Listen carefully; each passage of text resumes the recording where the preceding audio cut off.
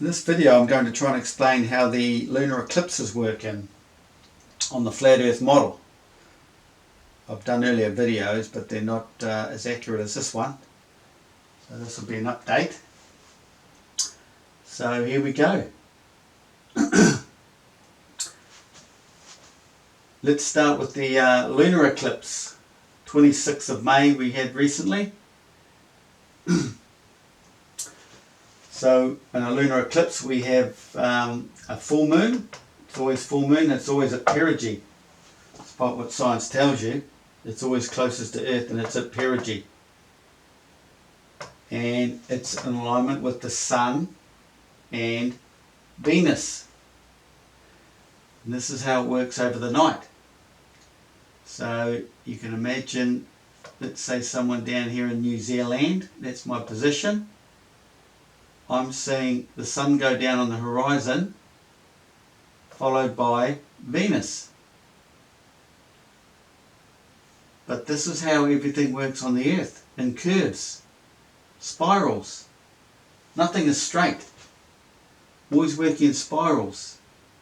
The Sun spirals up and down in the season, up to the solstice north, up and in, and down and out to the southern solstice. The moon spirals up to the sun at new moon, spirals down to full moon at the out near the Tropic of Capricorn. Always a spiral. It's like a diaphragm. Up and down, up and down. That's the seasonal change for the sun. And then you've got the spiral effect that comes out of the black hole. It's a vortex, a spin. You've seen this stuff on science sites, the cosmos spinning out like this. Well, this is how the system works. All coming out of the centre black hole, the vortex in the centre of Earth. We do not see. You could say this dark energy, dark matter, whatever they want to call it, but it's always out there. It's always flowing out from the hole. It's always there.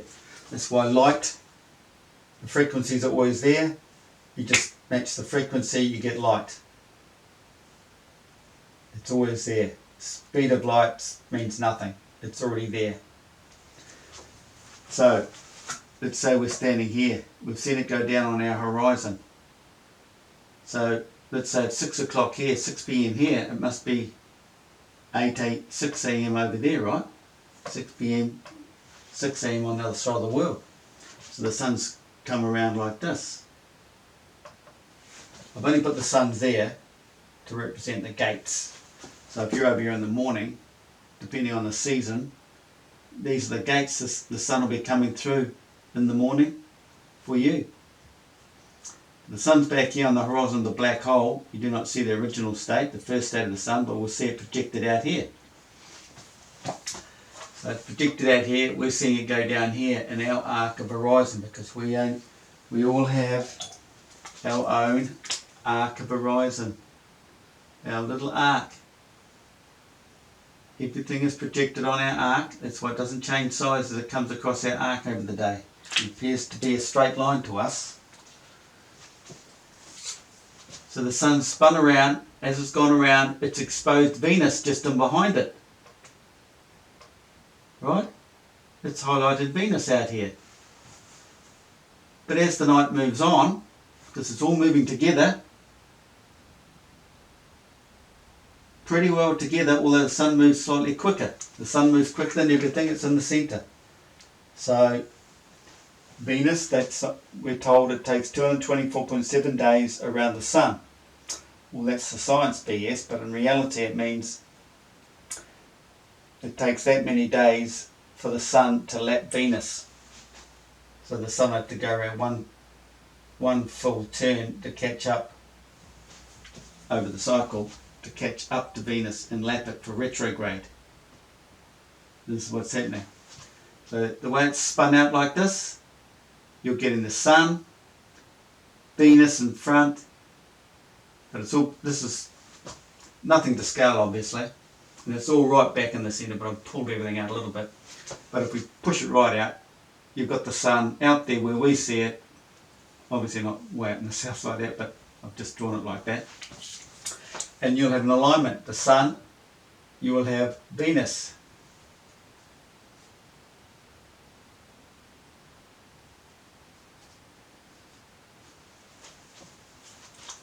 Really, it should be,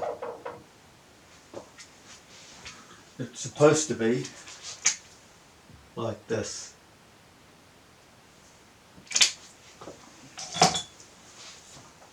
Because the sun's at the centre, then you got Venus out here, down and out. Sun and Venus, or Sun and Venus. Got Moon, Sun, Venus.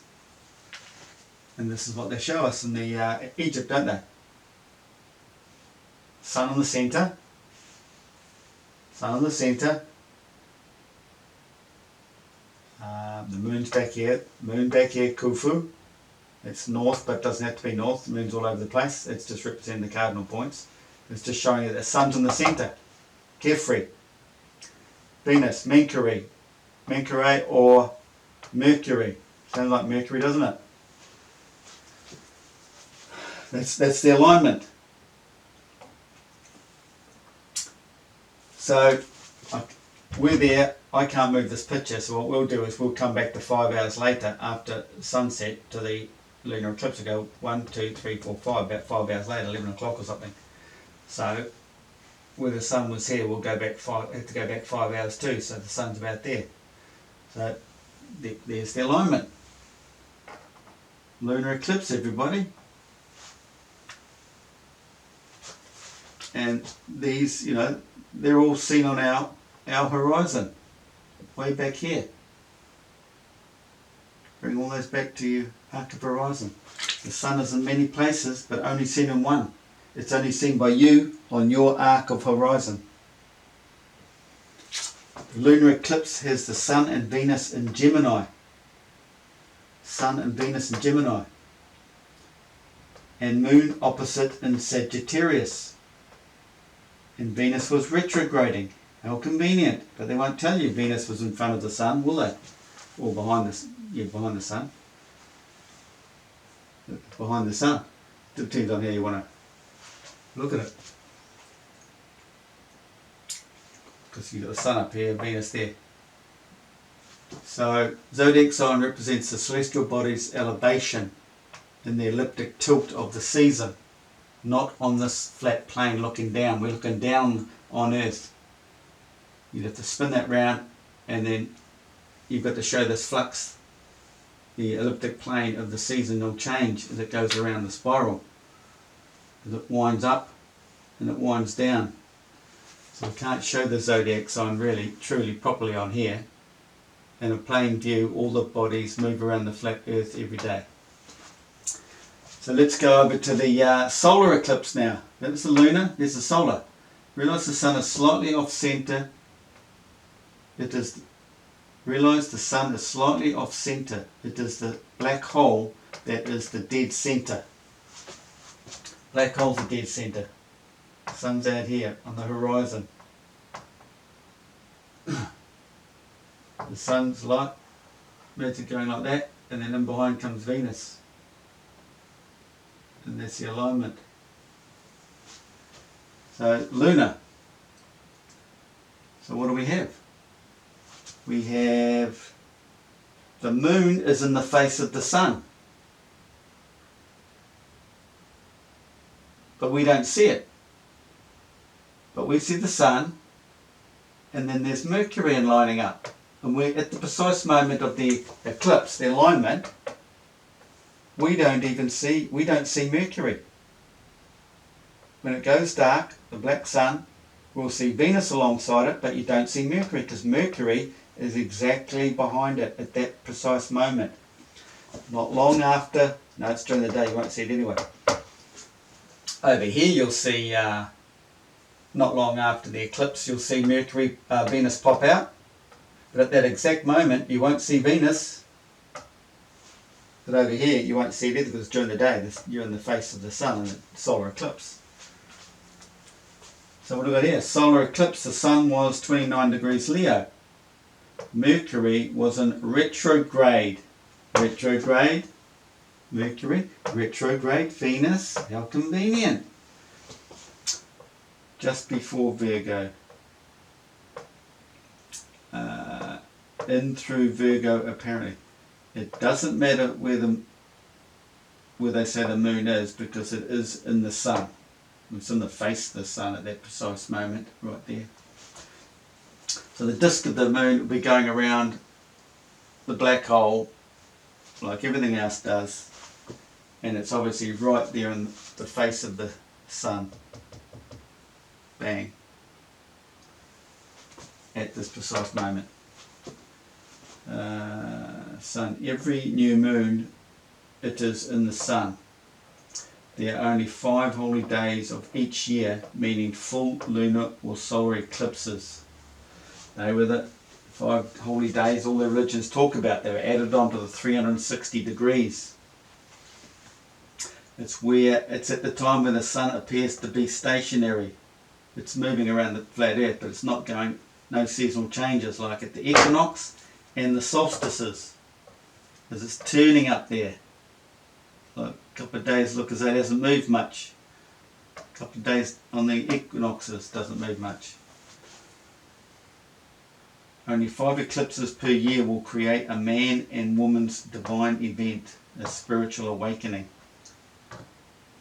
People say, oh, so and so marched down the road, went a bit funny, went religious. Well, if you would have gone through an experience, a divine event. What do we got here? Full moon is opposite the sun and closer to the earth, being perigee. It's always at perigee. Science won't tell you that. That's the way it works. To earth, back to sun. To earth, back to sun. That's her 2 timing. Ra got upset with 2 timing with Jeb on earth. Up with her. A lot more of that story though. So in the seasonal changes, you've got down and out for southern summer, up and in for northern summer. Santos talks about this stuff. He just doesn't have the model. He doesn't realise the duality involved. Not that it's worked in this case. So the yin and the yang must have something to do with the symbol. And it's been around for thousands of years. The yin and the yang symbol has something to do with this system. See the spiral effects? You can get a yin and a yang design in here. Because I've exploded the centre view. Really, that shouldn't be there. It's right back into here. So you can imagine the spiral sort of coming out of here. And the seasonal changes will take this night image, pulls it back this way, doesn't it? It goes up and in like this, like it's a electromagnetic phase shift in the seasons. When the sun comes down, it pushes out, goes back up. There's that flux again. I might have put a few people crook in one of the videos that I didn't explain it properly. But you know, lunar when the full moon is behind the sun, the back of the sun at night, you see the Milky Way, the glare through the Milky Way if you've got a good camera. Full moon's back there. Solar eclipse is when the moon is in the sun at new moon. It's wandered back up, straight into the face of the sun, where we see it. It's right up in here in the centre. We don't see all this. If you need to understand what's going on in here. Gives you the true picture of what's happening out here in our exploded image. How the moon phases. The sun's facing this way. Sun on this side, you'll get no moon. It's phased out in the heat. This is the cold side, going behind the sun. Right. Full moon positions move around the earth every month. So it's always coming out that little bit further around each month. So full moon will end up doing the whole circuit. There's a 19 year metonic cycle but there's other cycles. Perigee at full moon. Supermoon every 206 days cycles are planetary alignments, all energy related. Planetary alignments. The moon does the same thing every month no matter what. Perigee, new moon, up to and down. Down to the earth, back up to the sun. Down to the earth, back up to the sun. Moon phasing. It's a lower frequency, it comes down to a lower frequencies. This is how you get where you get lunar ticks. The full moon's affecting people up here because it's a lower frequency. It's bringing you down to lower chakras. But there's more to that. I'm doing a video on this. But while this video is still rolling, so you basically got the moon's effect, magnetic field, and you got the Earth's magnetic field. And they start working, pulling together, working together, and you're in the middle. Your brain is in the middle. This is why we get these spiritual events, these awakenings at the solar eclipses. It's to do with the moon. Bite thy heel, wound thy head. So biting the heel, man wounding his head. It's upper and lower. Physical, non-physical. That's what the human body is. We have a twin. And then you could consider the magnetic or electrical and magnetic. But let's get going off board a bit. Magnetic pull at full moon is more likely to cause a woman to give birth. Full moon, full tummy, full term. Makes sense? Because the female, the moon represents the female. Actually a two-timer. Hermaphrodite really, because she's going negative, neutral. That's why there's many stories. Negative, neutral, but she's the mother of creation. She is the female, electrons, female, negative or positive sun, male. That's how it works. New moon going into the sun, comes back up into the sun. What else have we got? So, you know, the Egyptians have left us this for thousands of years. Science hasn't cottoned on, or they hide it. But this is how it works. Just follow. They've left us all the clues. If they've got it there, that's how it's going to work. You make it fit whatever they've got. And it works.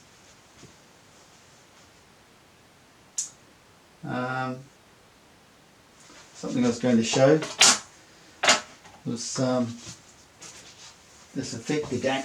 You might have seen this in a previous video. Here I was showing the vortex, the scalar waves, the solar eclipses. The Milky Way. This is you know, we get this force here around the horizon of the black hole, right? This won't go in, it's opposite, it's force.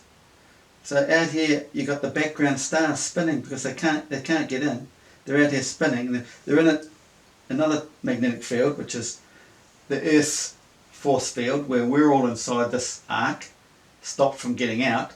Well, this inner vortex in the centre of the donut, our world, is held in by this, inside this vortex. And the background stars, they can't get into the black hole. They're spinning around. Everything moves around the black hole. It's all going in one direction. But they can't get in. Right? So they're the background stars. But then you've got to realise the Milky Way is in the centre. The scalar waves. So you go inside the centre of the Milky Way, straight to the centre. Straight to the centre. But look, it's stuck on there.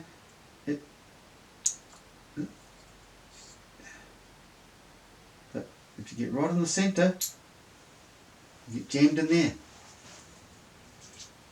So you've got the scalar waves going down that way. Force field, but if you put it down right in the centre, it gets sucked into the centre. But then you have to turn this over, and go the opposite. back up that way. There's another force field. But it'll get sucked into the centre. These are the ends of the Milky Way being sucked into the black hole. Being pulled towards the black hole, and it's all that action, that magnetic convergence, all that light you see on Ken Wheeler's ferrocell videos. All that action is there. That's basically the sun. That's where the sun is created, in that tight magnetic field on the horizon of the black hole. It's all that magnetic convergence. Boom, boom. You've probably seen that on a few science sites. They've got it all. They're just not showing you the whole picture. They warp it. I don't know if they actually do it deliberately or they're just mad. I'm missing something. That's the flat earth design. So that's pretty cool, isn't it? The Milky Way. Got the Milky Way. Inside the Milky Way you've got the ring of fire, the planets around the sun. They're all around here. Well, I've exploded that out, but they're all like this, but they're all around here. You've got this Milky Way around here, and then you have the background stars. Layers. Nobody knows it, but that's what they're trying to tell you in the Abydos SETI 1 overlays. By showing you, they're not showing you, only the bright people can pick it up, as the overlays of the hieroglyphs. Overlays. That's how I came up with this design, original design, all through the Egyptian knowledge and a lot of other things. That's how that worked. So I hope you understand solar and lunar eclipses. Flat earth design, don't think anyone else has shown that before.